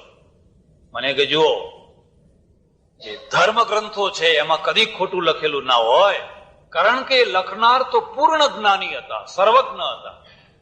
અને આ વૈજ્ઞાનિકો તો કાચી બુદ્ધિ વાળા, આજ કઈ બોલે, કાલ કઈ બોલે, પરમ દિવસે કઈ બોલે. એ તો 10 વર્ષે 5 વર્ષે બધું બદલ્યા કરે છે. એટલે આપણે વૈજ્ઞાનિકોના રવાડે નહીં ચડવાનું, આપણે તો આપણી મૂળ વસ્તુને પકડી રાખવાની. તમે જાણતા હશો કે એનું શું પરિણામ આવ્યું, અને એ વસ્તુને પકડી રાખીએ તો પરિણામ શું આવે એ પણ તમે સારી રીતે સમજતા હશો. ઉપનિષદ છે એ ઉપનિષદમાં આ વૃત્તિ નથી. તમે ઉપનિષદના ગુરુઓને જોજો, ઉપનિષદના ઋષિઓને જોજો, એમાં કોઈ ઋષિ પૂર્ણતાનો દાવો નથી કરતો. કોઈ ઋષિ પૂર્ણતાનો દાવો નથી કરતો. કોઈ ઋષિ પાસે જાય છે, પ્રાર્થના કરે, અધિહિ ભગવો બ્રહ્મેતિ, અમને બ્રહ્મ વિદ્યા ભણાવો. અને પેલો ઋષિ કહે છે, મને બ્રહ્મ વિદ્યા નથી આવડતી. તારે જો બ્રહ્મ વિદ્યા ભણવી હોય તો ફલાણા ઋષિ પાસે જા, એ ઋષિ બ્રહ્મ વિદ્યા જાણે છે. ઉપનિષદનું મોટામાં મોટું પ્રદાન કોઈ હોય તો સાક્ષરો માટે, વિદ્વાનો માટે સતત અલ્પતાની સભાનતા, સતત અલ્પતાનો સ્વીકાર. તમને શું આવડે છે એના કરતા તમને શું શું નથી આવડતું એની સભાનતા અને એનો સ્વીકાર. એટલે ઉપનિષદોની વિદ્યા વધતી ગઈ. અરે એક કથા તો એવી આવે છે, એક બહુ મોટા ઋષિ પાસે એક રાજા જાય છે અને કહે છે કે મને બ્રહ્મ વિદ્યા ભણાવો. અને રાજાએ કહ્યું, જો મને બ્રહ્મ વિદ્યા નથી આવડતી, પણ તારે જો બ્રહ્મ વિદ્યા શીખવી હોય તો તારા રાજ્યમાં રૈક્વ નામનો એક ખેડૂત છે, ખેતી કરે છે, એ રૈક્વ નામના ખેડૂત પાસે જજે. આ ઉપનિષદ છે. પછી પેલો રાજા છે ને, રાજા આવે છે, તપાસ કરે છે કે હા, એક છે ખરો, એક ફલાણા ગામડામાં એક ખેડૂત છે ખરો એવો. રાજા પહોંચે છે. પહોંચ્યો તો ખરો, પણ એવા સમયે પહોંચ્યો, પેલા અહીંયા હળ ચલાવેલું, ચલાવતા ચલાવતા થાકેલો, શેડા ઉપર હળ ઉભું રાખેલું, બળદ ઉભા રહેલા, બાજુમાં એ બેઠેલો, અને એને ધાધર થયેલી. એટલે આમ લવર લવર કરતા કરતા ધોતિયું આમ ચડી ગયેલું, અને એવી રીતે બેઠેલો ને, એટલે એને જોઈને જ અશ્રદ્ધા થઈ ગઈ. એને જોતાની સાથે આ બ્રહ્મ જ્ઞાની, આ બ્રહ્મવેત્તા. બ્રહ્મવેત્તા તો કેવા વાઘંબર ઉપર બેઠેલા હોય, આમ હાથ કરીને બેઠેલા હોય, અડધી આંખો બંધ હોય કે કોણ કામનો માણસ આવ્યો કે વગર કામનો આવ્યો.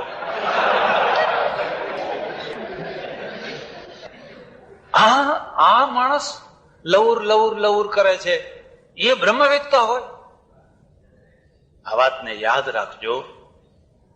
દુનિયા પ્રદર્શનનો દર્શન કરવા જાય છે, અને પ્રદર્શન અને દર્શન એ બે કદી સાથે રહી શકતા નથી હોતા. કાં તો પ્રદર્શન જુઓ અને કાં તો દર્શન જુઓ. પ્રદર્શન ઉપરની આંખેથી દેખાય છે, દર્શન અંદરની આંખેથી દેખાય છે. એટલે પ્રદર્શન જ આપણે ગોઠવ્યા અને પ્રદર્શન જ જોનારા છે, દર્શન નથી હોતું.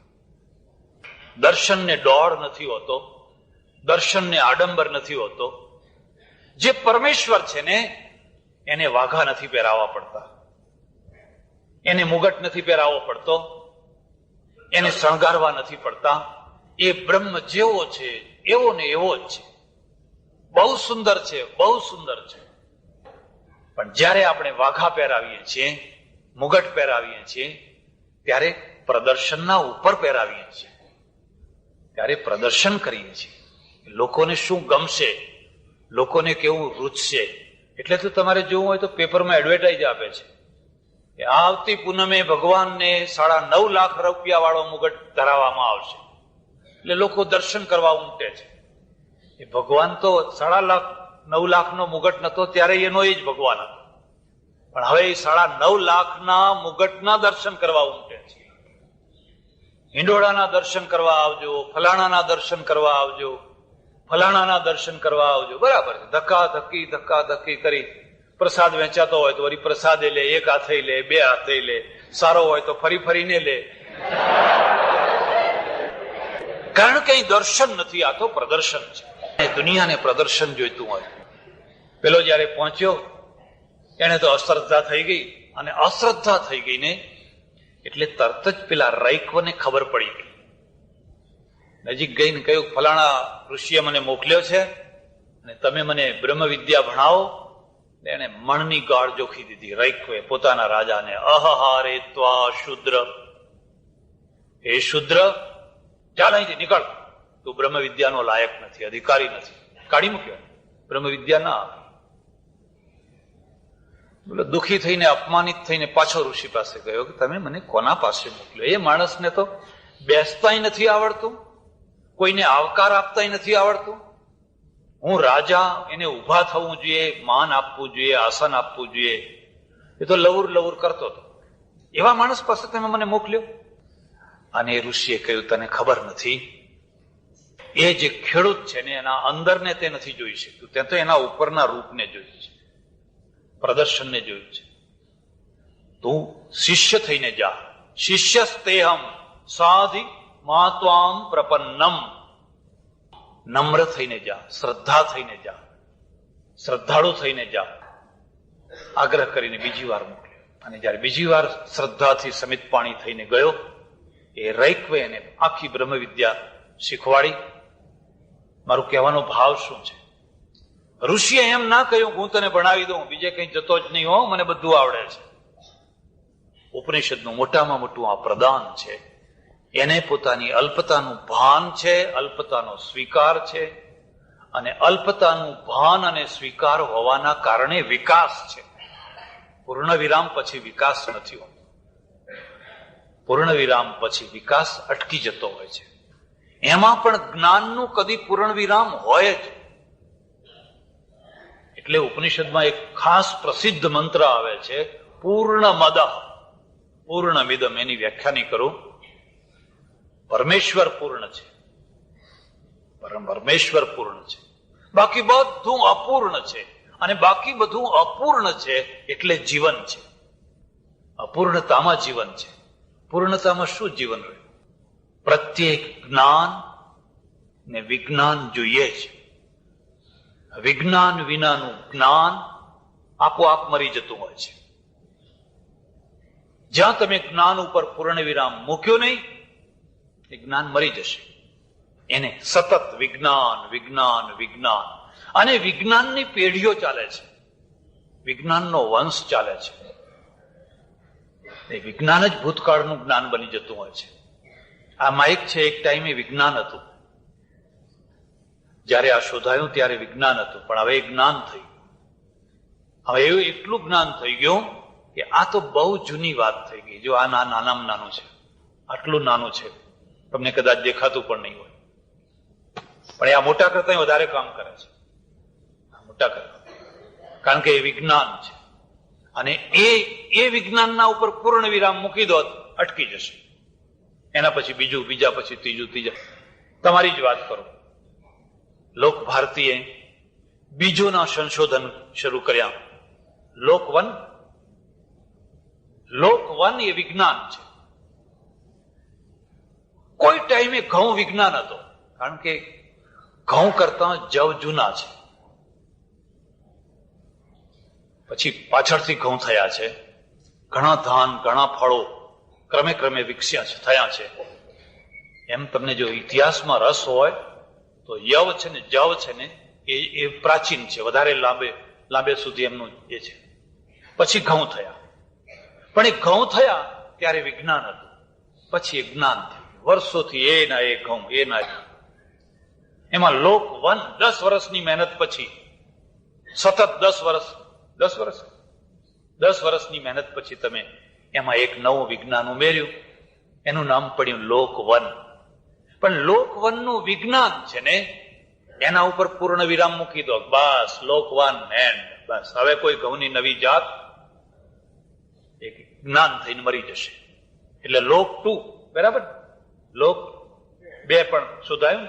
પણ લોક 2 છે એ છેલ્લામાં છેલ્લું વિજ્ઞાન છે, ત્યારે છેલ્લામાં છેલ્લું લોક 10 થશે નહીં. એ અનંત છે. સત્યમ જ્ઞાનમ અનંતમ બ્રહ્મ. જ્ઞાન અનંત છે અને એ વાતને ઉપનિષદ સ્વીકાર કરે છે. એટલા માટે ઉપનિષદ છે કદી પણ જ્ઞાન ઉપર પૂર્ણ વિરામ નથી મૂકતું. અને જ્ઞાન ઉપર જ્યાં પૂર્ણ વિરામ નથી મુકાતું ત્યાં આપોઆપ ઉદારતા આવે છે, સહિષ્ણુતા આવે છે. લડાઈ ક્યાં થતી હોય છે? લડાઈ થતી હોય છે જકારમાં. આવું જ, આટલું જ, આવું જ. જ્યાં તમે જ બોલતા થયા ને એક લડાઈ શરૂ થઈ. પક્ષ શરૂ થયો નહીં, વાદ શરૂ થયો નહીં, વિવાદ શરૂ થયો નહીં. એટલે આપણે ત્યાં જૈનોએ એક બહુ સુંદર સિદ્ધાંત શોધી કાઢ્યો છે. જોકે એ સિદ્ધાંતને પાછો વાદ બનાવી દીધો છે. એનું નામ છે સપ્તભંગી નય. પણ આવું પણ હોઈ શકે, આવું પણ હોઈ શકે. એક રીતે નહીં, 2 રીતે નહીં, 3 રીતે નહીં, પણ 7 રીતે હોઈ શકે.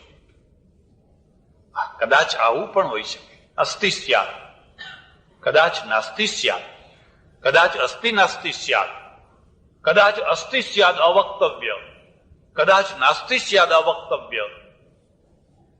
એમણે વસ્તુને 7 રીતે શોધવાનો પ્રયત્ન કર્યો અને એમાં જકારની જગ્યાએ પણ મૂક્યું. કદાચ આવું પણ, કદાચ આવું પણ. મને ખબર નથી, પણ મેં વ્યવહારમાં એટલું જોયું છે કે વાણિયા છે ને એટલા માટે મરીનું નામ મગ નથી કહેતા હોતા. કદાચ એવું પણ હોય, કંઈક છે ખરું, કંઈક હશે ખરું, કંઈક હોવું જોઈએ, એમ કે કંઈક થવું જોઈએ, કંઈક પણ કંઈક ફોડ પાડવો ને ખબર નહીં. આ એક બહુ મોટું જમા પાસું છે. પણ જમા પાસાને પાછો જયારે વાદ બનાવી નાખો ત્યારે એ વાદ એટલે વાદ. એને આપણે પ્રેરક બળ ના માન્યું, પણ એને વાદ બનાવી દીધો. વાદ બનાવી દીધો એટલે વિવાદ થવાનો, એટલે પક્ષ વિપક્ષ, ઝઘડા, રાગ દ્વેષ એ બધું ચાલુ જ રહેવાનું. ત્યારે ઉપનિષદમાં તમે જોશો તો ઉપનિષદમાં જે ચિંતન છે ને એ વ્યક્તિબદ્ધ ચિંતન નથી. મારી તમને ખાસ સલાહ છે, આખા ઉપનિષદો જોજો તમે, એમાં કોઈ જગ્યા એવું નહીં આવે આ વાતને તમે માની લો કારણ કે ફલાણા ઋષિએ કહી છે માટે માની લો, એવો આગ્રહ નહીં આવે.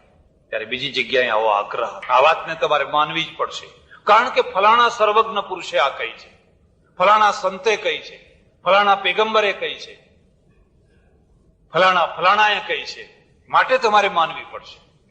ઉપનિષદમાં આવું નહીં આવે. એટલે ઉપનિષદો છે એ વ્યક્તિબદ્ધ ચિંતન વાળા ગ્રંથો નથી. ત્યારે ઉપનિષદમાં એ પણ નહીં આવે કે આ વાત માની લો કારણ કે ફલાણા ગ્રંથે કહી છે, માટે તમારે માનવી જ પડશે. મારે ત્યાં એક સજ્જન આવ્યા, બધા ઘણા લોકો આવે, ઘણી વાર ચર્ચા કરે. એક સજ્જન આવ્યા, ડોક્ટર હતા. પછી એક સ્વામીજી આવેલા, સ્વામીજી બેઠેલા, હું એ બેઠેલો. એમણે મને પ્રશ્ન પૂછ્યો, ડોક્ટરે મને કે સ્વામીજી પુનર્જન્મ થાય છે કે નથી થતો? ત્યારે મને વળી સૂઝ્યું હતું. મેં કહું સ્વામીજી તમે જ જવાબ આપો ને. ચાલો હું જવાબ આપું એના કરતા તમે જ આપો ને. એટલે પેલા સ્વામીજી એમને પૂછ્યું तुम हिंदू हो? એટલે કે હા મહારાજ હું હિન્દુ છું. બસ હિન્દુ હો તો પુનર્જન્મ मानना ही पड़ेगा. तुम हिंदू हो तो पुनर्जन्म मानना ही पड़ेगा. कहां जाओगे, कैसे? હવે આ કોઈ લોજિક છે, આ કોઈ તર્ક છે, આ કોઈ યુક્તિ છે, આ કોઈ સમાધાન છે?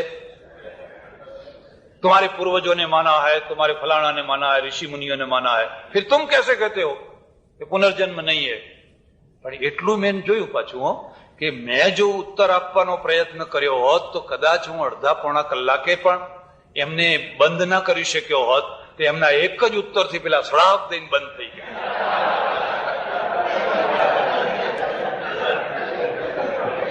હા મહારાજ, શું વાત કરીએ.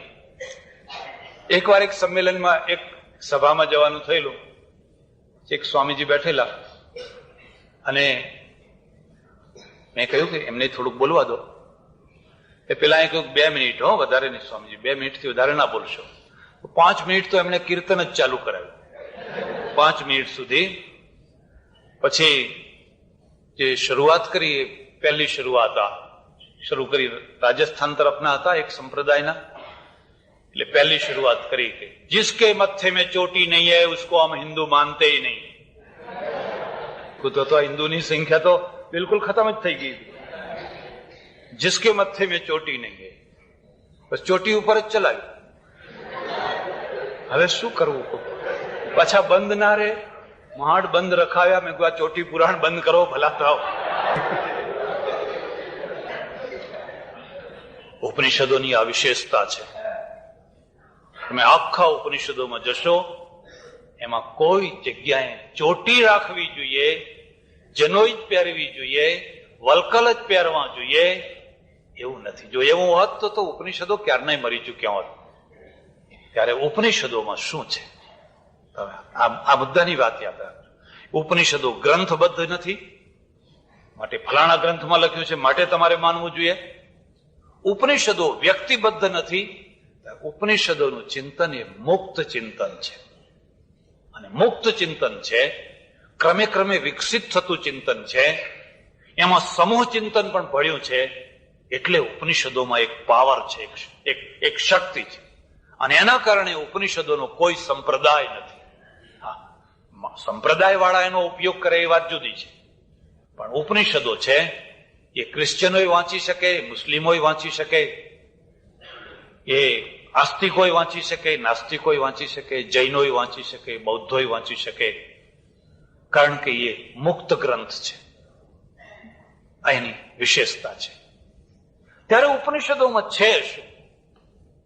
ત્યારે ઉપનિષદોમાં એક તંતુ છે, જે તંતુ તમારા પગના અંગૂઠાથી શરૂ થાય છે, અને એ તંતુનું વિતાન થતું થતું થતું થતું ઠેઠ પરબ્રહ્મ પરમાત્મા સુધી પહોંચે છે.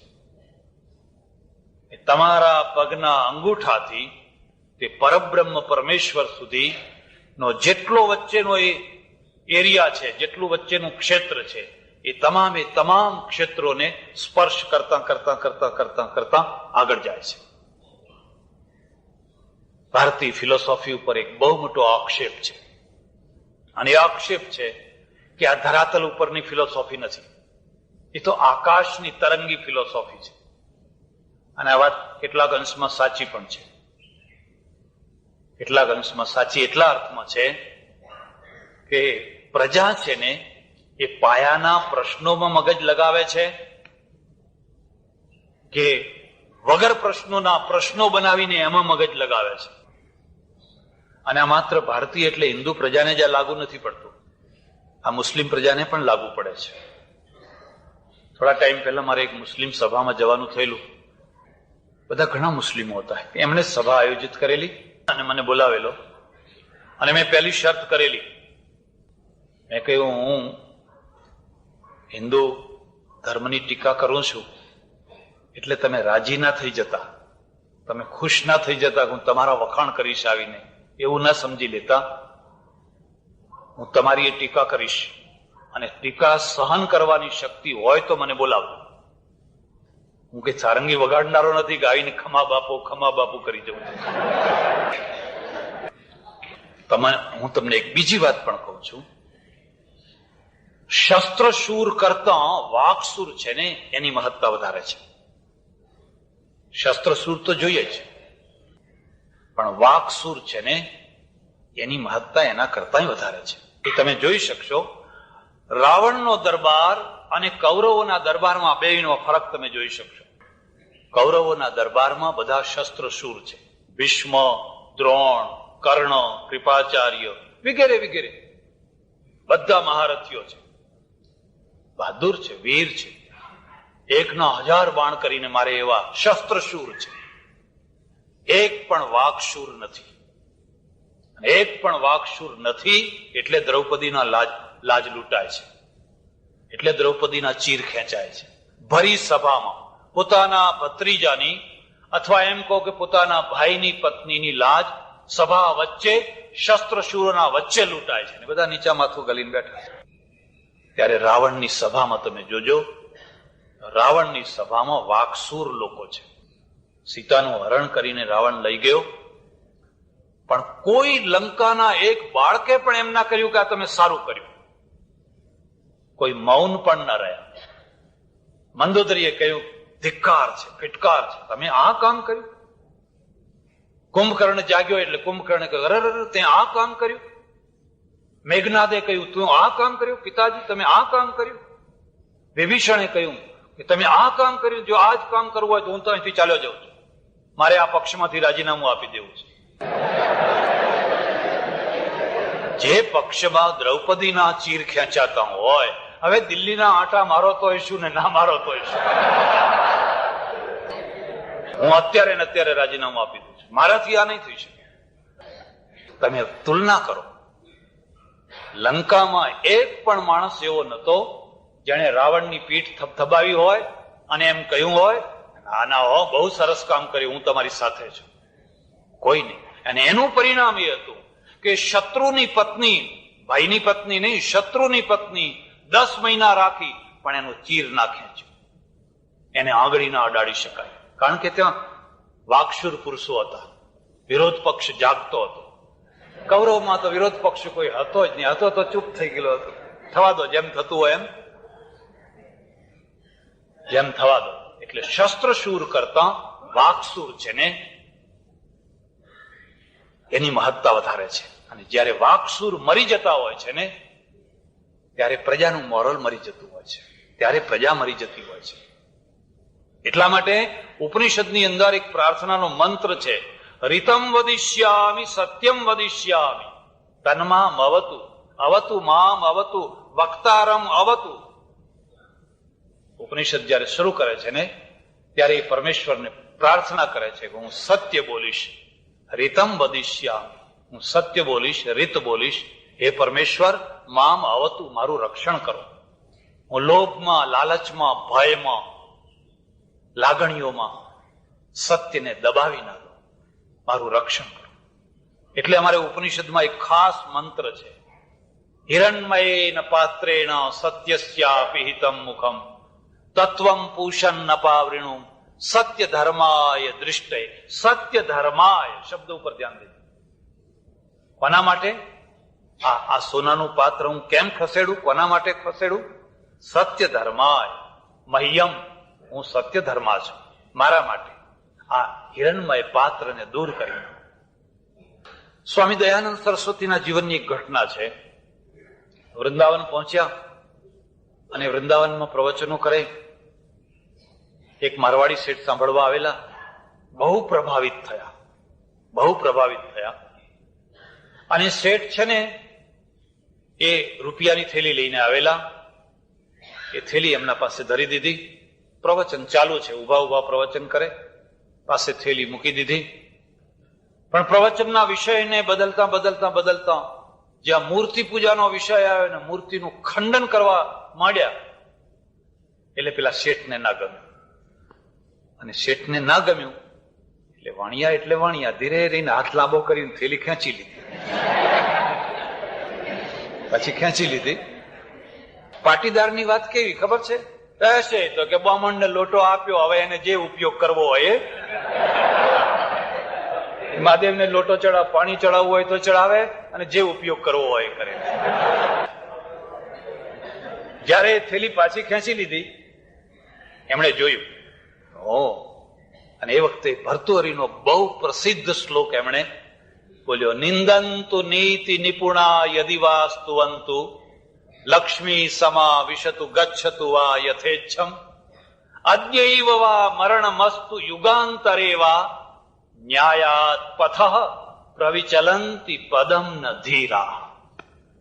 અર્થ નહીં કરું, એનો આટલો જ ભાવ છે. કોઈ નિંદા કરે, કોઈ સ્તુતિ કરે, કોઈ માળાઓ પહેરાવે, કોઈ ખાસડા મારે, કોઈ આજને આજ મારી નાખે, કે કોઈ યુગાંતર સુધીનું લાંબુ જીવન આપે, પણ ન્યાયના માર્ગથી જે વિચલિત ન થાય એનું નામ છે ધીરા. જે વિચલિત ન થાય એ જ ધીર પુરુષો છે. ન્યાયાત પથ પ્રવિચલંતી પદમ ન ધીરા. મારી તમને ખાસ સલાહ છે, તમે ભર્તુહરિના શતકો જરૂર વાંચો. વૈરાગ્ય શતક, નીતિ શતક, શ્રૃંગાર શતક જરૂર વાંચજો. અને એક બીજી વાત કહીને પછી મૂળ વાત ઉપર આવો.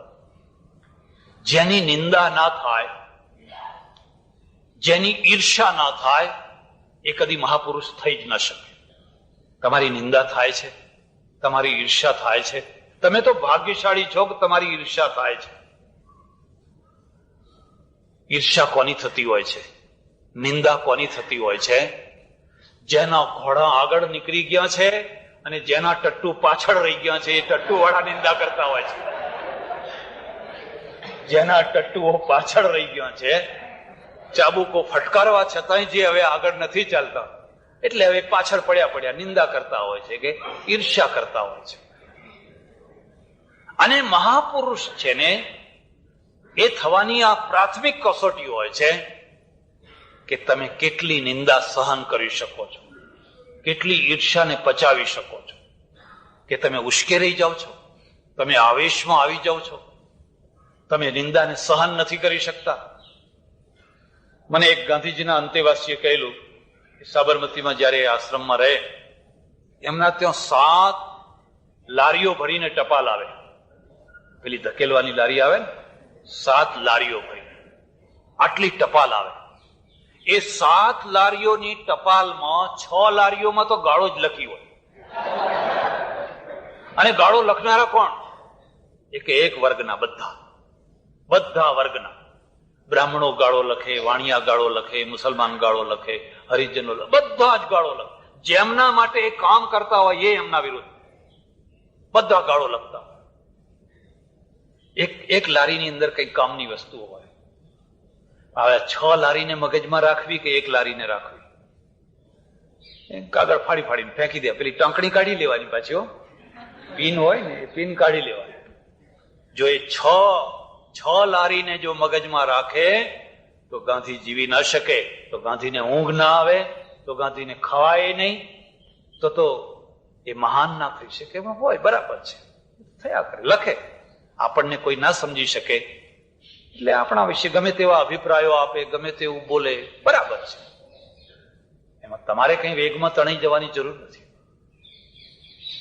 એટલે આ મુદ્દાને યાદ રાખજો.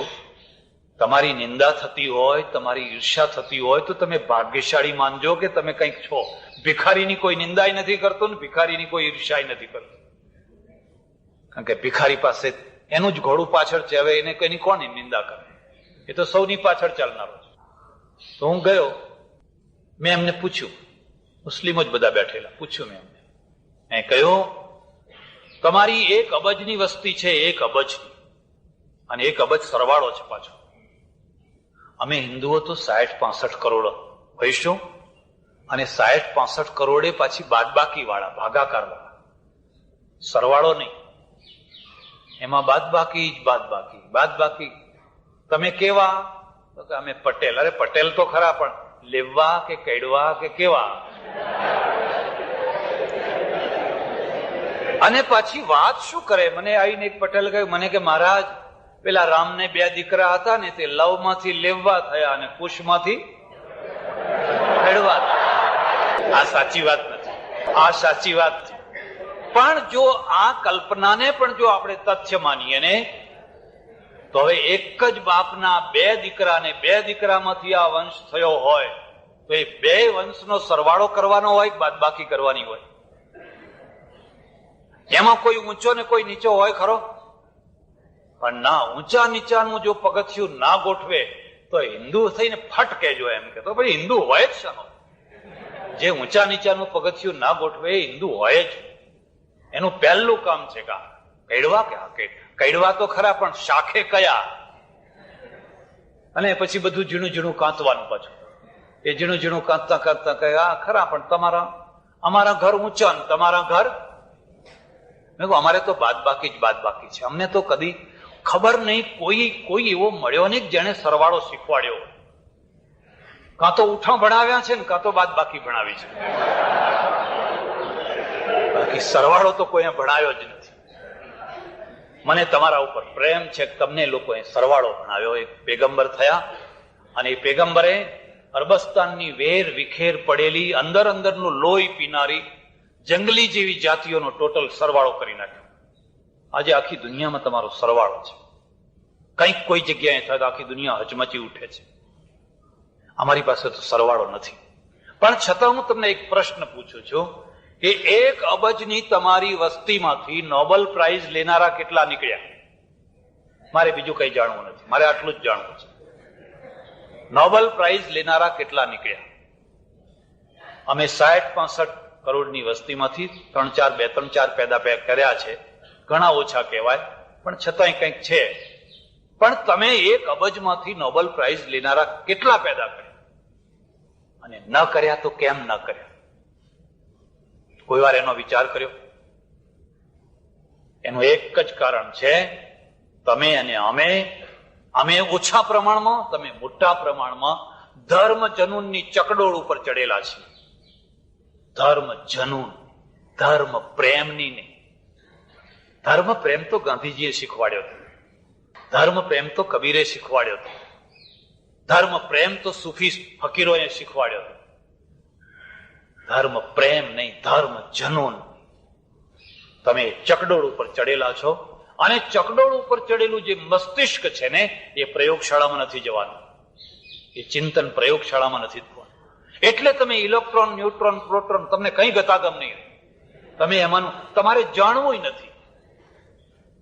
તમે દુનિયાની 3જા કે 4થા નંબરની જ પ્રજા રહેવાના. 1લા નંબરની પ્રજા નહીં થઈ શકો. 1લા નંબરની પ્રજા થવા માટેની અનિવાર્ય શરત છે તમારું ચિંતન મુક્ત ચિંતન છે. યુરોપની મુઠ્ઠીભર પ્રજા એટલા માટે 1લા નંબરની પ્રજા થઈ. એમણે કહ્યું હવે અમે બાઇબલના આધારે ચિંતન નહીં કરીએ, હવે કોઈ ગ્રંથના આધારે નહીં.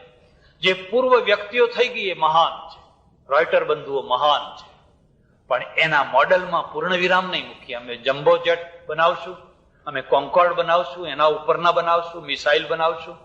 અમારું સતત વિજ્ઞાન વિજ્ઞાન વિજ્ઞાન વિજ્ઞાન વિકસ્યા કરશે, કારણ કે અમારા વિજ્ઞાન ઉપર પૂર્ણ વિરામ અમે નહીં. એટલે મુઠ્ઠીભર પ્રજા દુનિયાની સુપર પ્રજા થઈ જશે.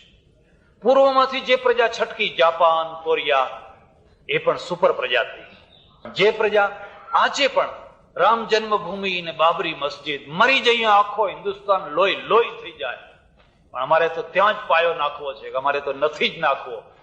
બસ કોઈ ઝોપડપટ્ટી ઉઠાવવાની વાત નહીં. તમારા છોકરાને દૂધ મળતું કે નહીં મળે ચાલશે, આવતા જન્મે લઈશું દૂધ. આ જન્મે દૂધ નહીં મળે તો આવતા જન્મે દૂધ પીશું. પણ પહેલું કામ આ થવું જોઈએ. આ પહેલું કામ આ થવું જોઈએ. ત્યારે ઉપનિષદમાં તમે જોશો તો ઉપનિષદમાં આ પ્રકારનું જનૂન નથી, કારણ કે ગ્રંથ વ્યક્તિબદ્ધ નથી. એ ગ્રંથો ચિંતન ગ્રંથબદ્ધ નથી, પણ મુક્ત ચિંતન છે. અને મુક્ત ચિંતનની અંદર શું છે? તો મેં જેમ તમને કહ્યું એમ અમારે ત્યાં ઉપનિષદો ઘણા છે. આજે તો 250-300 ઉપર પહોંચ્યા છે, પણ વધારે પ્રમાણ રૂપ મનાનારા ઉપનિષદો 11 છે. થોડા બીજા પણ છે, ઘણા સારા. ઈશ, કેન, કઠ, મુંડક, માંડુક્ય, ઐત્રેય, તૈત્રીય, બૃહદારણ્ય, છાંદોગ્ય, બૃહદારણ્યક, શ્વેતાસ્વતર. આ ઉપનિષદોને સૌથી વધારે મહત્વ આપવામાં આવે છે. એની એક વિચિત્રતા એ પણ છે કે જ્યાં ઈશાવાસ્ય અને માંડુક્ય કલેવરની દૃષ્ટિએ નાના ઉપનિષદ છે. કલેવરની દૃષ્ટિએ 20 મંત્રો, 22 મંત્રો. ત્યારે બૃહદારણ્યક છે એ વિશાળ મોટું ઉપનિષદ છે. છાંદોગ્ય અને બૃહદારણ્યક કલેવરની દૃષ્ટિએ એટલા મોટા બે ઉપનિષદો છે. કલેવરની દૃષ્ટિએ પણ નહીં, સમજણની દૃષ્ટિએ પણ એવા જ છે. બાકીના ઉપનિષદોનો વિષય એકદમ સરળ છે. સરળ છે. જ્યારે બૃહદારણ્યક અને છાંદોગ્યમાં વિષય ગહન છે. વિષય ગહન છે એમ કેવું એના કરતા અટપટો છે એમ કેવું એ વધારે સરળ છે. કોઈ વાત જલ્દી સમજમાં ના આવે એટલે તમારે એમ નહીં સમજી લેવું કે આ ખૂબ ઊંડાણનો વિષય છે, એવું નહીં સમજી લેવાનું. ગાંધીજી જયારે લખે છે ત્યારે તમે વાંચતા જાઓ ને તમને બોધ થતો જાય. તમારે અટકવું ન પડે. સમજણ માટે, સમજવા માટે તમારે જોર ન કરવું પડે. કારણ કે એક સરળ ભાષામાં, સુબોધ શૈલીમાં, એક પ્રવાહની શૈલીમાં એ વાત રજૂ કરે છે. અંદરની વાત નીકળે છે. એમાં કોઈ આડંબર નથી. ભાષાનો આડંબર છે. બાણને વાંચજો, કાદંબરીને વાંચજો, ભાષાનો આડંબર જોવો હોય તો જોજો તમે. એ તપસ્વી પુત્ર હતો એટલું લખવા માટે, તપસ્વીનો પુત્ર હતો એટલું લખવા માટે 10 પાનાનો વિશેષણ ભરી દેવાય. ભાષાનો પણ આડંબર હોય છે. ગાંધીજીની ભાષામાં તમે કોઈ આડંબર નહીં જુઓ. એનું એક ખાસ કારણ છે કે જ્યારે તમારી પાસે વિષય સ્પષ્ટ છે અને તમારી રજૂતા છે તો ભાષાનો આડંબર કરવાની જરૂર જ નથી. એ સ્વતઃ આપોઆપ નીકળ્યા કરશે.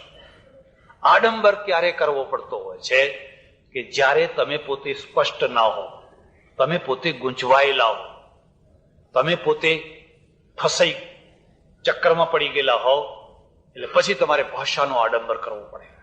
ખાલી હું તો તુલના કરવા માટે જ કહું છું, કોઈ બીજો અર્થ ના સમજી લેતા. તમે શ્રી અરવિંદની વાંચજો, આખું ચેપ્ટર વાંચી ગયા પછી તમને એમ લાગશે કે આનો શું ભાવાર્થ શું છે, કહેવા શું માગે છે. કઈ ગળા ઉતરતું નથી, કઈ મગજમાં ઉતરતું નથી. ત્યારે ગાંધીજીનું શબ્દે શબ્દ, વાક્ય વાક્ય, રામકૃષ્ણ પરમહંસનો શબ્દે શબ્દ, વાક્ય વાક એની સાથે જ બોધ કરાવે છે. એનો અર્થ એ નથી કે એમનું ચિંતન છીછરું છે, એવું ના સમજી લેતા. કોઈ ભાષા સરળ થઈ જાય એટલે ચિંતન છીછરું નથી થઈ જતું, કે ભાષાની ઊંડાણ નથી એટલે ચિંતનનું ઊંડાણ નથી, એવું નહીં સમજી લેવાનું.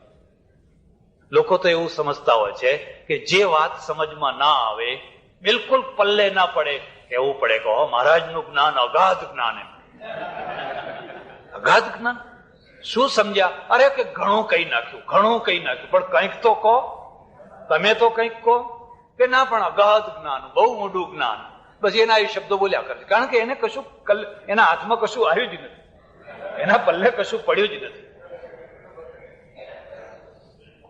એટલે ઉપનિષદ છે, ઉપનિષદમાં જે બૃહદારણ્યક અને છાંદોગ્ય છે, આ બંનેની જે શૈલી છે એ શૈલી થોડી અઘરી શૈલી છે.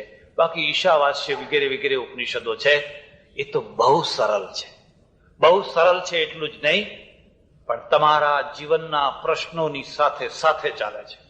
એ કદી ધરતીને છોડતા નથી, એ કદી ધરાતલને છોડતા નથી, જીવનની વાસ્તવિકતાને છોડતા નથી. એ તમારી જીવનની વાસ્તવિકતાને સાથે સાથે ચાલે છે. પણ એની ચર્ચા હવે આજે નહીં કરીએ, કાલે હજુ એક દિવસ બાકી છે અને ઈશ્વર જેવી શક્તિ પ્રેરણા આપશે એવી ચર્ચા કાલે કરશું. આજે સમય પૂરો થયો છે, થોડુંક કંઈ કારણ પણ છે એટલે હવે વિસ્તાર નહીં કરું. બસ મારી તમને સૌને આટલી ભલામણ છે કે તમારે હિન્દુઇઝમના ગૌરવને જો સમજવું હોય, માપવું હોય, ઊંડાણ ખેડવું હોય તો ઉપનિષદોમાં ડૂબકી લગાવો. આભાર, ધન્યવાદ, હરિઓમ, તત્સત.